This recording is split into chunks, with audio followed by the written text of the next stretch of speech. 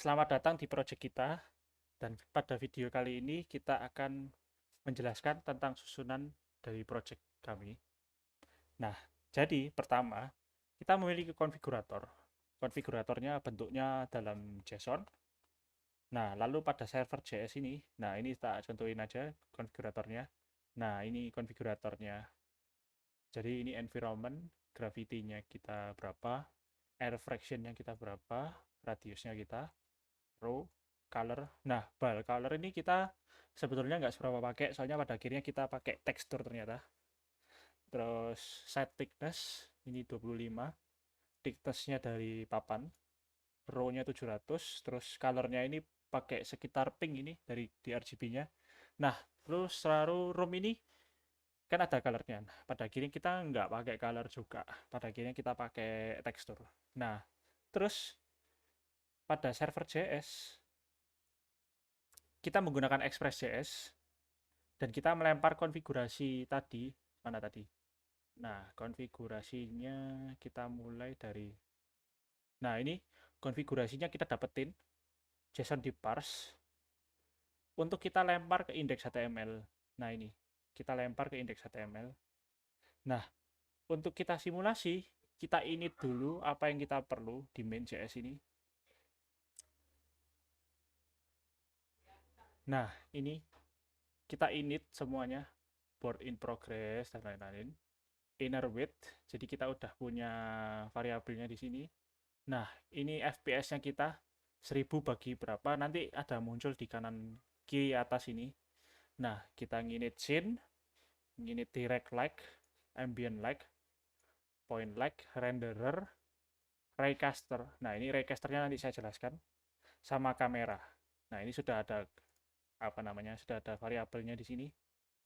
Nah, lalu kamera position ini kita juga sudah atur sekitar agak ke belakang dari objek, ya seperti biasa lah ya. Terus is mouse down-nya kita false dulu.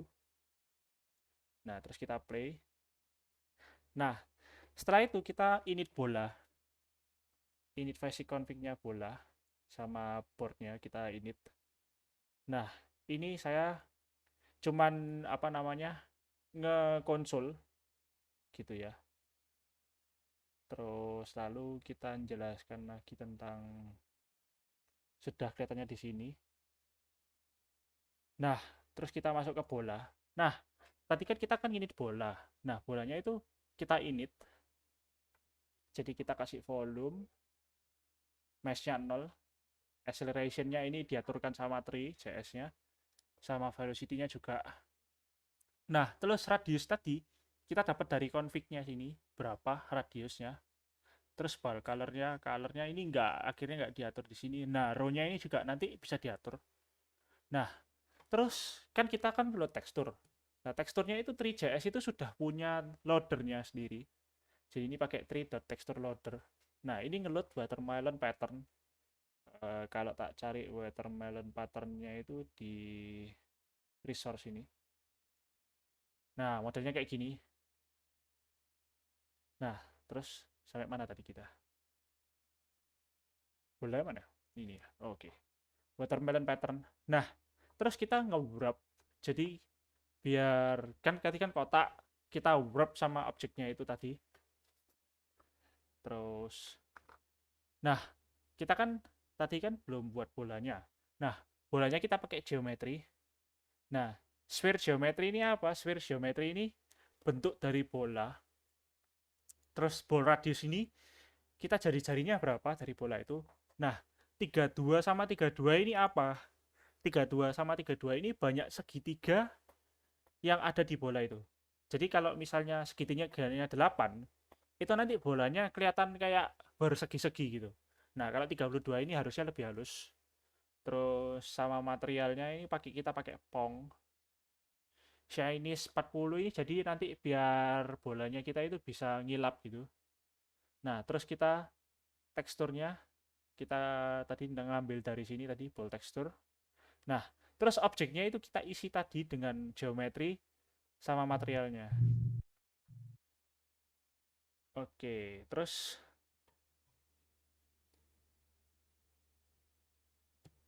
Wis kudu ya, Bud. Ayo, Bud. Next, Bud. Oh, sih bentar. Nah, ini kita juga ada objek receive shadow. Nah, receive shadow itu jadi biar bola kita itu kalau kalau kita di atas ada objek lain, itu dia bisa nerima bayangan.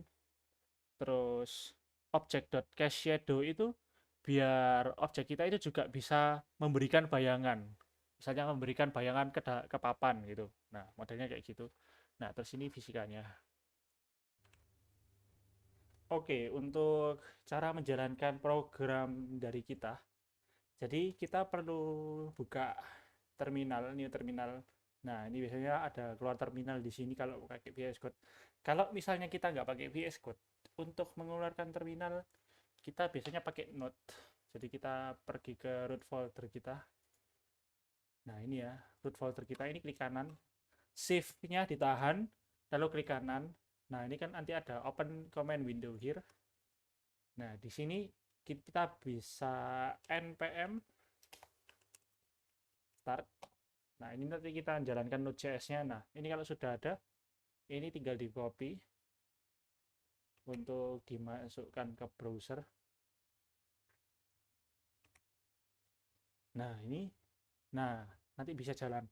Nah, untuk programnya itu, ini kita bisa klik kiri.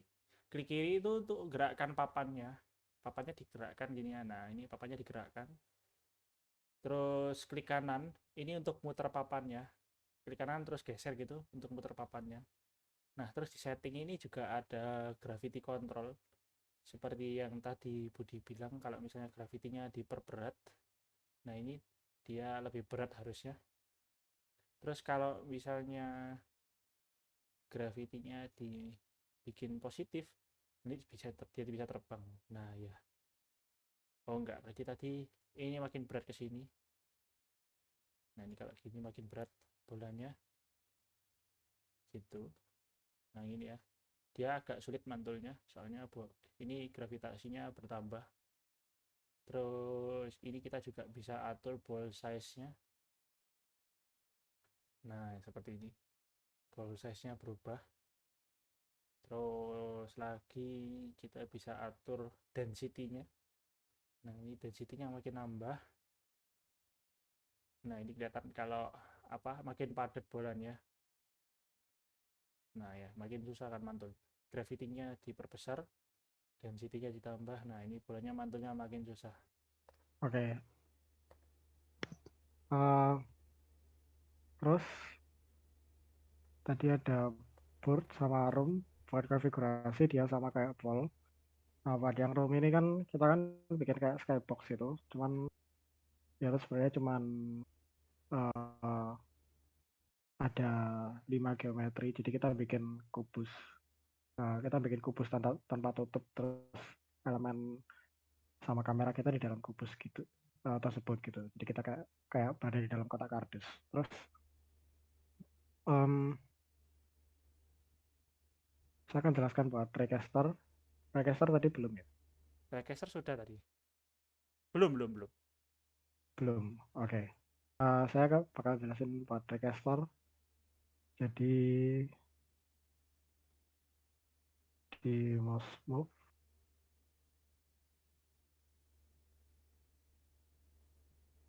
Itu Klik tuh, dengan atas-atas. mouse. Mouse Nah, move. di Recaster ini. Nah, jadi gimana loginya Recaster? Nah, jadi di sini saya sudah siapkan kalkulator TID. Ya, gini. Harusnya ini orang naik lagi. Harusnya ini jadi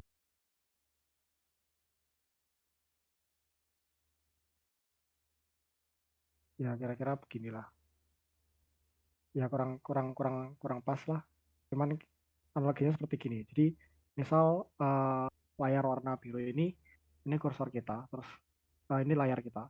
Terus kita mau melihat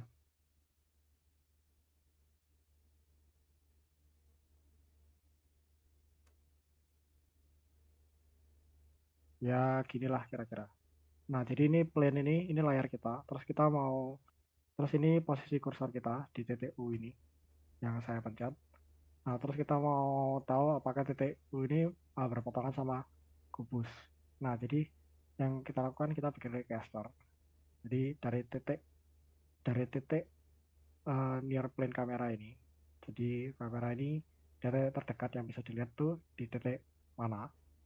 Terus kita tarik requester. Nah, buat requester ini kita tinggal perlu data uh, vektor normal dari kameranya.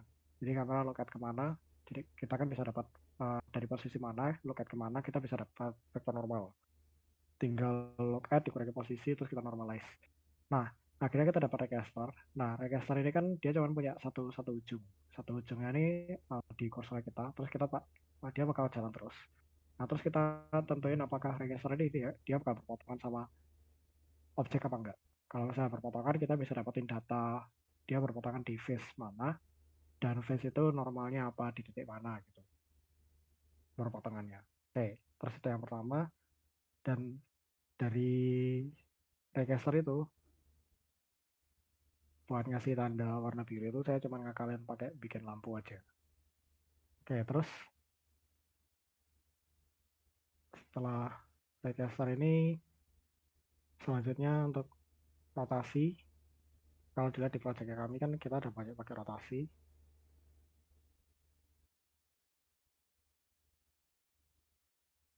Nah, pertama mulai dari rotasi bola, terus ada rotasi papan. Waktu saya drag buat dia miring, itu kan dia pakai rotasi. Terus ada untuk rotasi kamera berbeda dengan rotasi objek. Nah, untuk rotasi itu sendiri, saya menggunakan spatial rotation. Jadi kalau dilihat di codingannya, di sini di oh, nah di sini kita ada pakai quaternion buat buat memodelkan spatial rotationnya. Demikian juga buat di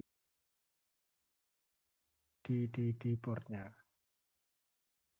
Ya, ini kita juga pakai quaternion. Nah, terus apa itu spatial rotation? Nah, jadi misal ini objeknya kita ada bounding ball, ya saya istilahkan bounding ball. Jadi ada bola yang mengelilingi objek kita gini, salah.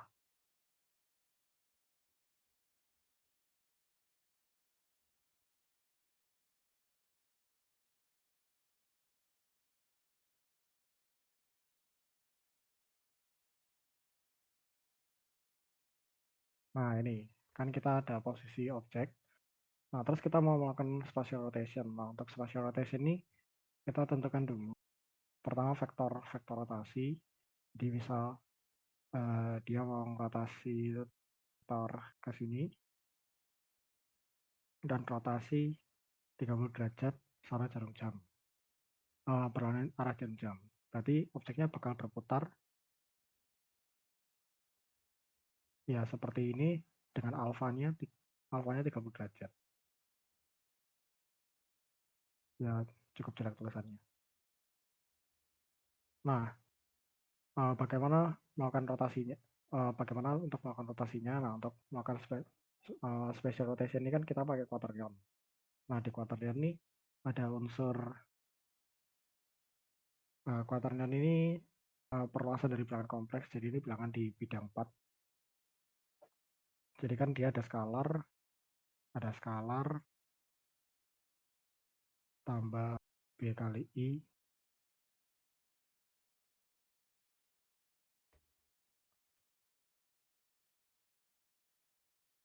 Oke lah, saya ketik aja.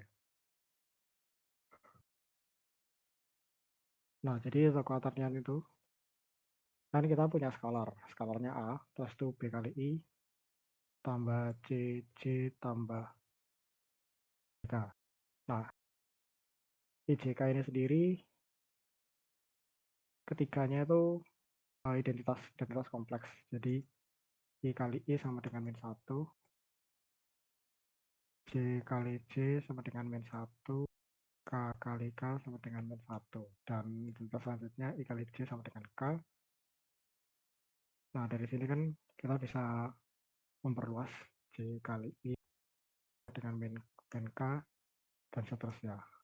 Nah, terus bagaimana untuk melakukan rotasinya? Nah, jadi di sini kan kita pertama punya data vektor rotasi. Vektor rotasinya ini harus vektor normal, jadi harus normalize. Terus sama kedua data sudut. Nah, buat sudut. Terus untuk membangun kuaterniannya kita pakai Q, cos, alpha,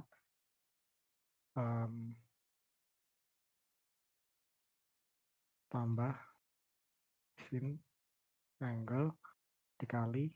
Jadi anggap aja vektor vektor rotasinya itu V. Nah, untuk membangun kuaterniannya bakal jadi seperti ini. Jadi cos angle, sin angle itu bakal jadi skalar, terus V-nya berupa vektor yang sudah dinormalisasi, vektor normal. Terus untuk melakukan rotasinya, buat setiap titik yang ada di objek, misalkan titiknya tuh titik X misalnya. Nah, titik X yang setelah dirotasi, X aksen, itu bakal sama dengan Q dikali X dikali sama Q inverse.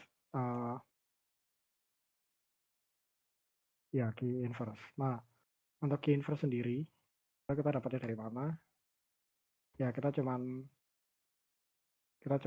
ngasih pendamin.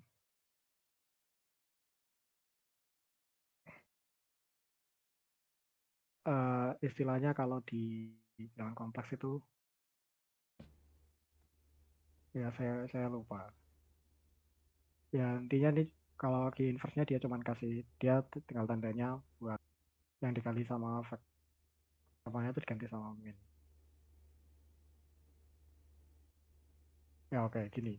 Nah, terus untuk quaternion tuh, kenapa kok saya pilih quaternion? Karena untuk rotasi kan ada 3 cara. Ada 2 cara. Yang pertama pakai Euler angle. Nah, untuk Euler angle tuh lebih sulit untuk dipahami, lebih sulit untuk dibayangkan. Jangan kalau quaternion ini mudah, dan kalau misalnya mau menggabungkan lebih dari satu perputaran, jadi misal objeknya kita ini kita lakukan 2 kali pemutaran. Jadi pemutaran pertama dari pemutaran pertama dan yang kedua itu punya angle dan vektor yang berbeda-beda. Nah, terus buat menggabungkan pemutarannya gimana? Mudah saja. Kita pertama bangun dulu quaternion yang pertama, terus kita bangun quaternion yang kedua, terus kita lakukan perkalian. Nah, kan kalau misalnya dilihat tadi kan quaternion kan punya skalar. Misal nih, quaternion pertama ini G1, A1, B1I, C1C, D1K. Terus quaternion kedua gini.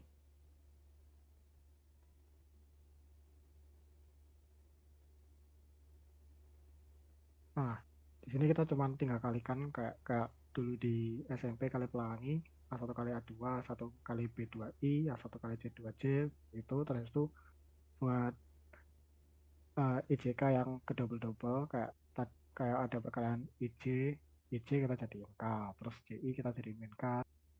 Terus dari sini ntar kan bisa kita dapetin identitas yang lain kayak K kali I sama dengan J, I kali K sama dengan min J, JI, terus yang terakhir KJ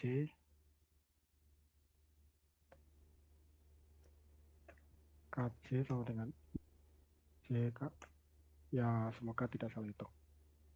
I K KJ A kali JJ. Iya, ya.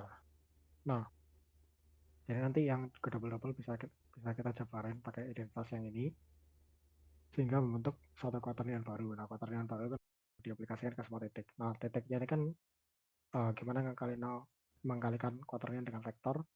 Nah, vektor ini kan bisa direpresentasikan dalam bentuk IJK tadi itu. Misalkan X-nya X1I tambah X2J tambah X3K. Terus tinggal kita kalikan jadi aritmatika sederhana, terus tinggal yang double itu tadi diganti sama identitas. Nah, itu buat spatial rotation. Terus yang belum dijelasin fisikanya. Untuk fisika mungkin tidak perlu saya jelaskan keseluruhan.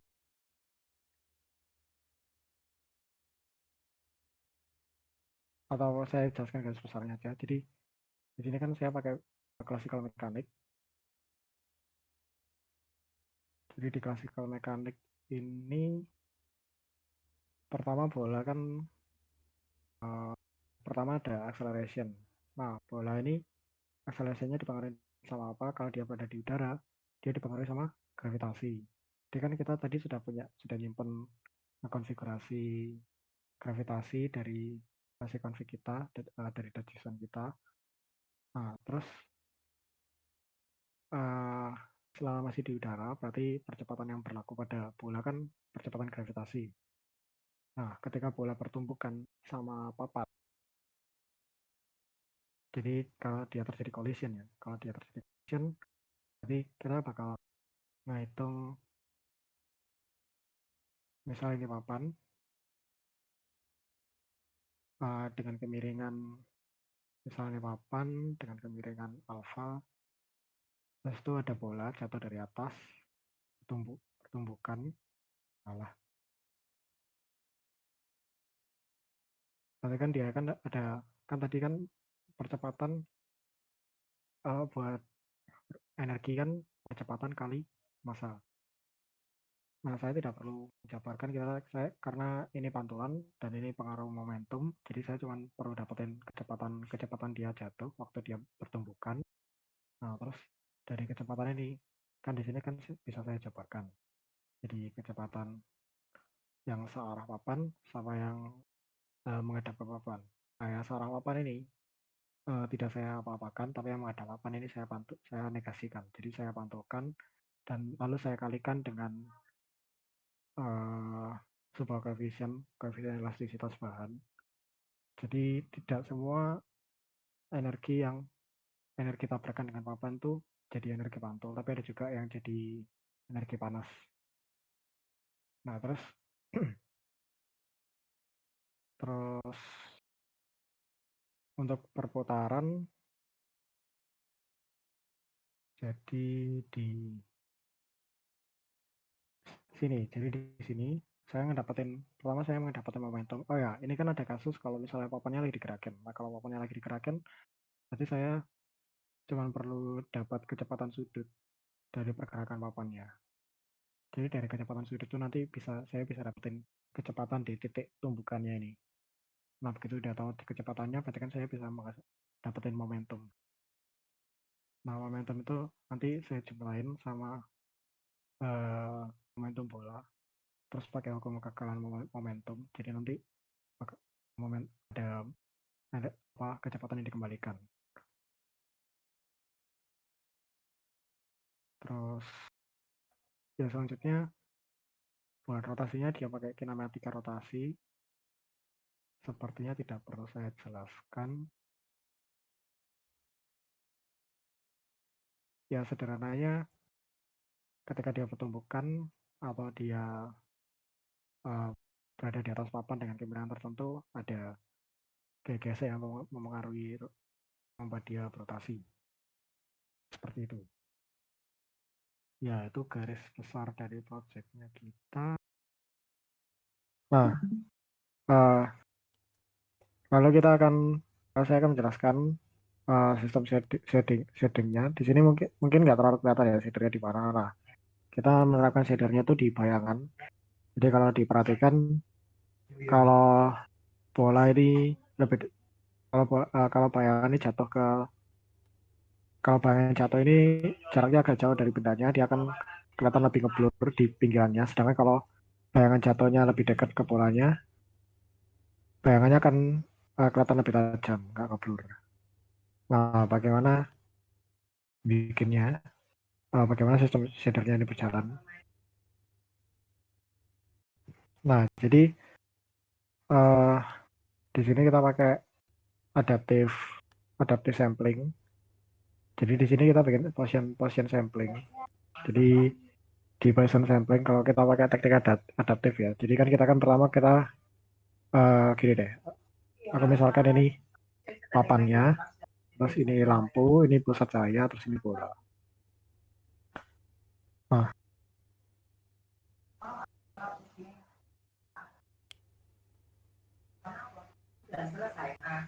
oke, seperti ini.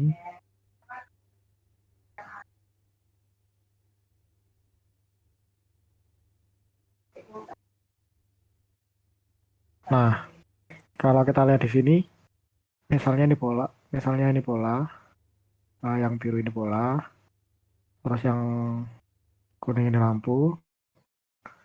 Nah, di sini kan kita bisa lihat ada daerah di bagian dalam. Saya kasih tanda abu-abu. Ini saya ini penumbra, bagian penumbra bayangan. Terus ini limit dari bayangan itu sendiri. Nah, dari penumbra bayangan dia semakin ke tepi, dia akan semakin menghilang kekuatan kehitamannya, tingkat kehitaman bayangannya. Nah, di sini buat ngakalinnya saya pakai Poisson sampling. Jadi di Poisson sampling kan dengan teknik adaptifnya ya, kita bisa nyari dulu penumbra di dalamnya. Jadi setelah dapat penumbra di dalamnya, terus kita dapat limit luarnya, terus kita bisa melakukan sampling, Poisson sampling. Jadi kita kan bakal naruh titik-titik, kita bakal ngerandom titik-titik, semakin jauh jarak antar titik harus semakin jauh. Semakin dekat dengan penumbra, jarak antar titik harus semakin dekat. Nah, tapi kalau kita melakukannya ngerandom kayak gitu terus-terusan, buat real time computation itu tentu memberatkan. Jadi saya ngakalinya dengan cara yang lain. Jadi pertama kita dapat penumbra. Nah, di sini ada step angle sama radius step. Jadi pertama aku ngerandom buat nyari satu titik di titik penumbra ini. Terus titik selanjutnya saya nyari masih dengan step kecil, dengan berputar gini. Terus makin lama makin jauh makin besar. Ya tangan saya capek kalau harus nitik-nitik terus. 16. Intinya makin makin jauh jaraknya dengan pusat, dia jarak antar titik akan makin besar. Ya kira-kira seperti ini lah yang dilakukan. Nah dengan demikian kita bisa ngedapetin manipulasi bayangannya, jadi lebih bagus. Nah itu terus di sini ada kita bisa function buat nyari penumbra size. Jadi kira-kira begitu yang dilakukan shader kami, nyari penumbra size, terus kita lakukan Poisson sampling hingga sampai ke tepi luaran.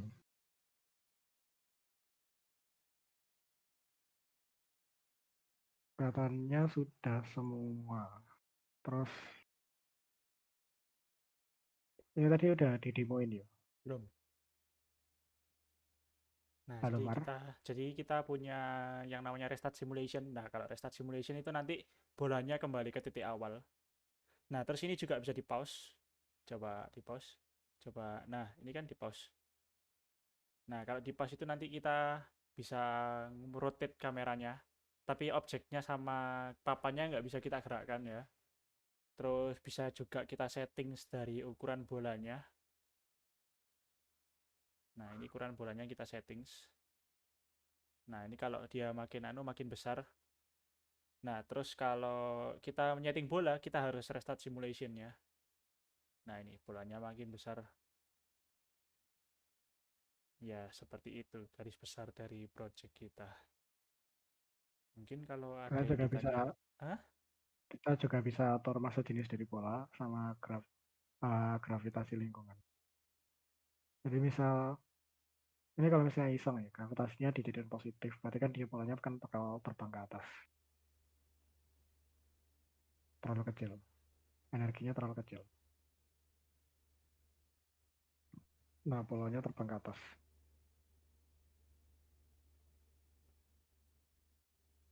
Kalau gravitasinya pelan, bolanya jatuh lebih lama. Gitu.